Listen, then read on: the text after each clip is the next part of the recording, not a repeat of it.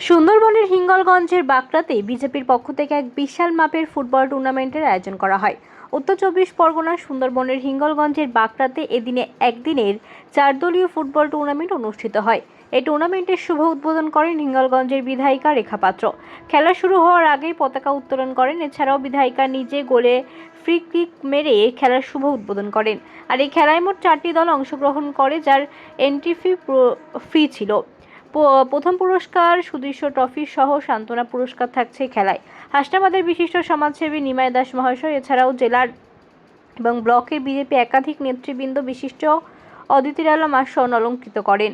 আর এই খেলায় প্রথম স্থান অধিকার করেছে 13 নম্বর রঞ্জন 11 প্রোপাইটার প্রদীপ সরকার। দ্বিতীয় স্থান অধিকার করেছে বাঁকড়া বেঙ্গল টাইগার 11। অ্যাকচুয়ালি খেলাধুলার মাঝে মানুষের মনোবিকাশ ঘটে, আর খেলাধুলার মাঝেই বিভেদ বিভ্রান্তি সবকিছু ভুলে খেলাই পারে মানুষকে একাত্তা করতে। তো আমরা সেই জন্য প্রথম বছর থেকে এই শুরু করছি ফুটবল টুর্নামেন্টটা আমাদের বিজেপি সংগঠনের পক্ষ থেকে, বাঁকড়া বিজেপি সংগঠনের পক্ষ থেকে। খুব ভালো লাগছে, ভালো পরিবেশ, সুন্দর খেলা হয়েছে। পাবলিকই বলছে খুব সুন্দর খেলা হয়েছে। প্রতি বছর যেন এই খেলাটা কন্টিনিউ করা যায়। আপনার নাম? আমার নাম সব্যসাচী সরকার।